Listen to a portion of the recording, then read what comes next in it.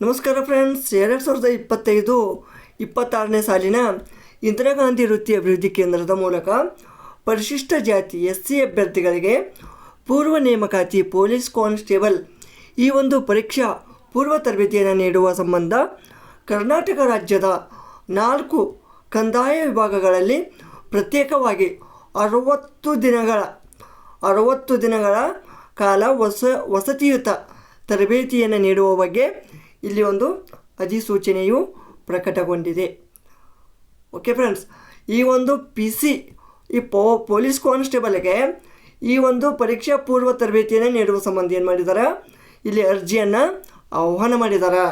So ಈ ಒಂದು ಅರ್ಜಿಗೆ ಅಪ್ಲೈ ಮಾಡಲಿಕ್ಕೆ ಯಾರೆಲ್ಲ ಅರ್ಹರು, ಎಜುಕೇಷನ್ ಏನಾಗಿರಬೇಕು, ವಯಸ್ಸು ಎಷ್ಟಿರಬೇಕು, ತರಬೇತಿಯ ವಿಧಾನ ಏನು, ಸೆಲೆಕ್ಷನ್ ಪ್ರೊಸೆಸ್ ಏನು, ಸೆಲೆಕ್ಷನ್ ಆದಮೇಲೆ ತರಬೇತಿಯು ಎಷ್ಟು ದಿನಗಳ ಕಾಲ ಮತ್ತು ನಿಮಗೆ ವಸತಿ ಸಿಗುತ್ತಾ, ಸ್ಟೈಪಂಡ್ ಸಿಗುತ್ತಾ, ಈ ಎಲ್ಲ ಮಾಹಿತಿಯನ್ನು ಈ ಒಂದು ವಿಡಿಯೋದಲ್ಲಿ ತಿಳಿದುಕೊಳ್ಳೋಣ.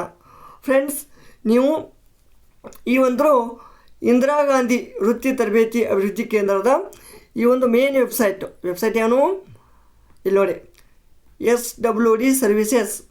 ಓಕೆ, ಸೋಷಿಯಲ್ ವೆಲ್ಫೇರ್ ಡಿಪಾರ್ಟ್ಮೆಂಟ್, ಸಮಾಜ ಕಲ್ಯಾಣ ಇಲಾಖೆಯ ಈ ಒಂದು ವೆಬ್ಸೈಟ್ಗೆ ಬಂದರೆ ನೀವು ಇಲ್ಲಿ ಇದನ್ನು ನೋಡ್ಬೋದು. ಸೊ ಈ ಒಂದು ಅಧಿಸೂಚನೆಯನ್ನು ಕೂಡ ಡೌನ್ಲೋಡ್ ಮಾಡಿಕೊಂಡು ನೋಡ್ಬೋದಾಗಿದೆ. ಸೊ ಇಲ್ಲಿ ಮೊದಲಿಗೆ ನಿಮಗೆ ಏನೇನು ಇಂಪಾರ್ಟೆಂಟ್ ಅದ ಅದನ್ನೆಲ್ಲ ಹೇಳ್ಕೊಡ್ತೇನೆ ನೋಡಿ. ಫ್ರೆಂಡ್ಸ್, ಇಲ್ಲಿ ನೋಡ್ಬೋದು, ಈಗಾಗಲೇ ಹೇಳಿದ ಹಾಗೆ ಈ ಒಂದು ಸಮಾಜ ಕಲ್ಯಾಣ ಇಲಾಖೆಯಿಂದ ಕರೆದಿರ್ತಾರೆ. ಓಕೆ, ಈ ಅಧಿಸೂಚನೆಯ ಒಂದು ವಿಷಯನ ಕೂಡ ನೋಡ್ಬೋದು. ಸೊ ಇಲ್ಲಿ ಮೇನ್ ಮ್ಯಾಟರ್ಗೆ ಬರೋಣ. ಏನಪ್ಪ ಇಲ್ಲಿ ಏನದ ಮೇನ್ ಪಾಯಿಂಟು. ಸೊ ಫ್ರೆಂಡ್ಸ್, ಇಲ್ಲಿ ನೀವುಗಳು ನೋಡ್ಬೋದು, ತರಬೇತಿ ವಿವರ ಏನದ ನೋಡಿ. ಪರಿಶಿಷ್ಟ ಜಾತಿ ಅಂದರೆ SC ಅಭ್ಯರ್ಥಿಗಳಿಗೆ 4 ಕಂದಾಯ ವಿಭಾಗಗಳು ಅಂದರೆ ಯಾವುದು, ಬೆಳಗಾವಿ, ಕಲಬುರಗಿ, ಬೆಂಗಳೂರು ಮತ್ತು ಮೈಸೂರು.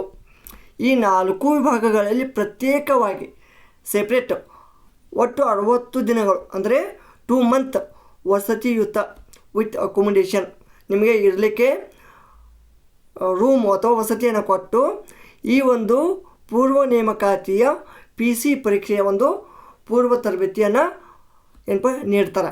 ಸೊ ಈ ಒಂದು ತರಬೇತಿಯಲ್ಲಿ ಏನೇನು ಇರ್ತದ ನೋಡಿ. ಒಂದೇದೇನದ,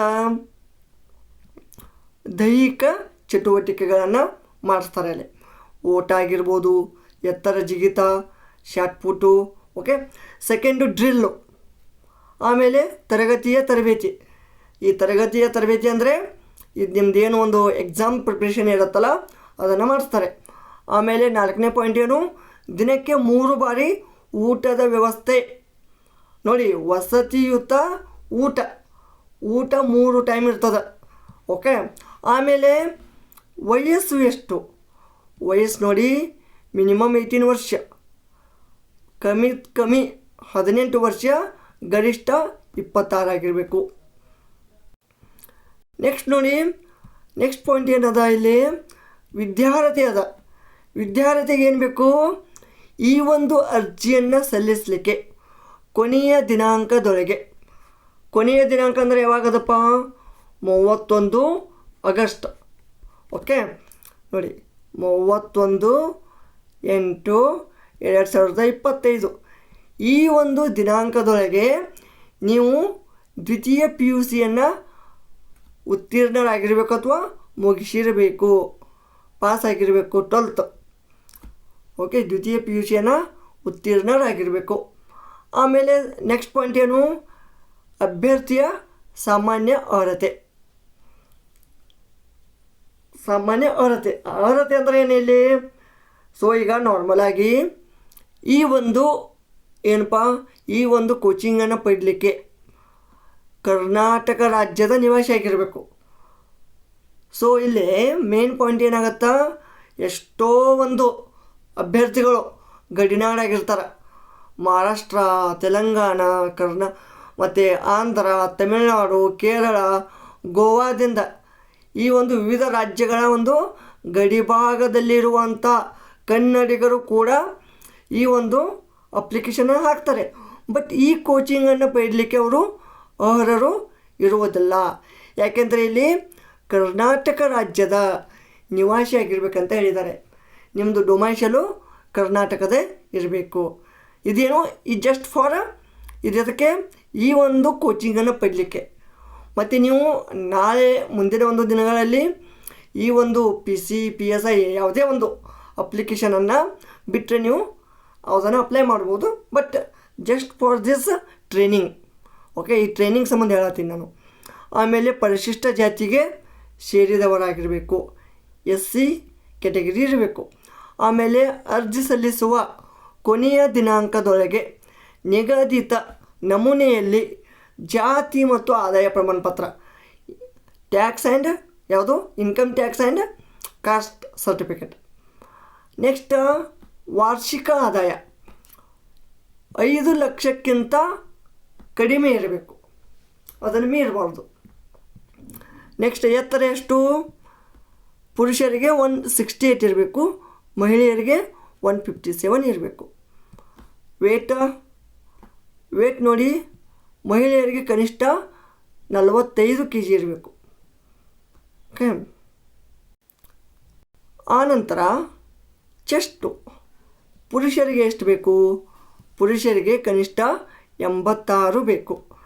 ಆಯ್ಕೆಯ ವಿಧಾನ ಹೇಗೆ? ಈಗ ಸೆಲೆಕ್ಟ್ ಎಲ್ಲರನ್ನೂ ಮಾಡ್ತಾರಣ? ಇಲ್ಲ. ಹೇಗೆ ಮಾಡ್ತಾರೆ? ದೈಹಿಕ ಅರ್ಹತೆಯ ಆಧಾರದ ಮೇಲೆ ಆಯ್ಕೆ ಮಾಡಲಾಗುವುದು. ನಾನು ಹೇಳ್ತೀನಿ ಹಿಂದಿ ಕಡೆ, ಆಮೇಲೆ ಹೇಳ್ತೀನಿ ಡಿಟೇಲಾಗಿ ಯಾವ ರೀತಿ ಆಯ್ಕೆ ವಿಧಾನ ಇರುತ್ತೆ. ಸೊ ಅರ್ಜಿಯನ್ನು ಸಲ್ಲಿಸಲಿಕ್ಕೆ ವೆಬ್ಸೈಟ್ ವಿಳಾಸ ಯಾವುದು? ಇದು ನೋಡಿ, IGCCD karnataka.government.in. ಆಮೇಲೆ ಕೊನೆಯ ದಿನಾಂಕ ಈಗಾಗಲೇ ಹೇಳಿದಾಗೆ 31 ಆಗಸ್ಟ್. ಇಲ್ಲಿ ಕೆಲವೊಂದು ತರಬೇತಿಯ ನಿಯಮಗಳು ಮತ್ತು ಷರತ್ತುಗಳದವ. ಏನೇನಪ್ಪ? ಅರ್ಜಿ ಸಲ್ಲಿಸುವ ಪ್ರಕ್ರಿಯೆಯಲ್ಲಿ ಅಭ್ಯರ್ಥಿಯು ಆಯ್ಕೆ ಮಾಡಿದ ವಿಭಾಗದ ಪ್ರಕಾರ ತರಬೇತಿ ವಿಭಾಗವನ್ನು ನಿಯೋಜಿಸಲಾಗುತ್ತದೆ. ಇದು ಫಸ್ಟ್ ಪಾಯಿಂಟ್. ಸೆಕೆಂಡ್ ಪಾಯಿಂಟ್ ಏನದ? ಅಭ್ಯರ್ಥಿಯ ತರಬೇತಿ ವಿಭಾಗವನ್ನು ಬದಲಾಯಿಸುವ ಹಕ್ಕುಗಳನ್ನು ಇಲಾಖೆಯು ಹೊಂದಿರ್ತದೆ. ಓಕೆನಾ? ಸಿಂಪಲ್ ಅದ. ನೆಕ್ಸ್ಟ್ ಪಾಯಿಂಟ್ ನೋಡಿ, ಅಭ್ಯರ್ಥಿಯು ತರಬೇತಿಯ ಎಲ್ಲ ನಿಯಮಗಳು ಮತ್ತು ನಿಬಂಧನೆಗಳನ್ನು ಪಾಲಿಸಬೇಕು. ಓಕೆ, ಆಮೇಲೆ ತರಬೇತಿಯ ವೇಳಾಪಟ್ಟಿಯನ್ನು ಕೂಡ ನಿರ್ವಹಿಸಬೇಕು. ತರಬೇತಿಯ ನಿಯಮಗಳನ್ನು ಪಾಲಿಸದಿದ್ದರೆ ಅಂತಹ ಒಂದು ಅಭ್ಯರ್ಥಿಯನ್ನು ಅನರ್ಹಗೊಳಿಸುವ ಹಕ್ಕನ್ನು ಈ ಇಲಾಖೆಯು ಹೊಂದಿರ್ತದೆ. ನೆಕ್ಸ್ಟ್, ತರಬೇತಿ ಸಂಸ್ಥೆ ಅಧ್ಯಾಪಕ ಸದಸ್ಯರು ಅಥವಾ ಬೋಧಕರ ಕಡೆಗೆ ಅವಿಧೇಯತೆ ಅಥವಾ ದುರ್ನಡತೆಯನ್ನು ಪ್ರದರ್ಶಿಸುವ ಯಾವುದೇ ಅಭ್ಯರ್ಥಿಯನ್ನು ತಕ್ಷಣವೇ ಅನರ್ಹಗೊಳಿಸಲಾಗುತ್ತದೆ.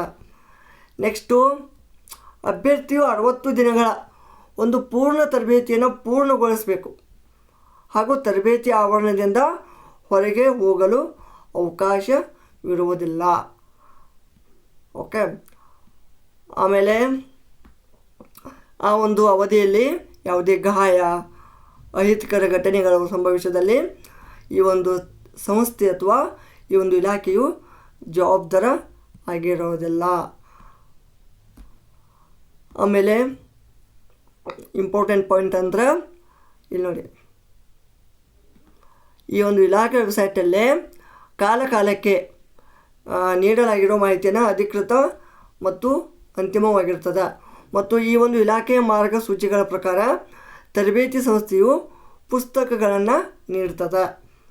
ಓಕೆ, ಇಲಾಖೆಯಿಂದ ಯಾವುದೇ ಪತ್ರ ವ್ಯವಹಾರವನ್ನು ನಡೆಸಲಾಗುವುದಿಲ್ಲವಾದದ್ದರಿಂದ ಇಲಾಖಾ ವೆಬ್ಸೈಟನ್ನು ಕಾಲಕಾಲಕ್ಕೆ, ಅಂದರೆ ಏನೇ ಒಂದು ನಿಮ್ಗೆ ಅಪ್ಡೇಟ್ ಬೇಕಂದ್ರೆ ಆ ಒಂದು ವೆಬ್ಸೈಟಿಗೆ ನೀವು ವೀಕ್ಷಿಸತಕ್ಕದ್ದು. ಓಕೆ, ಅದರಲ್ಲಿ ನೀಡಿರುವ ಎಲ್ಲ ಮಾಹಿತಿಯನ್ನು ನೀವು ಕಡ್ಡಾಯವಾಗಿ ಅನುಸರಿಸಬೇಕು.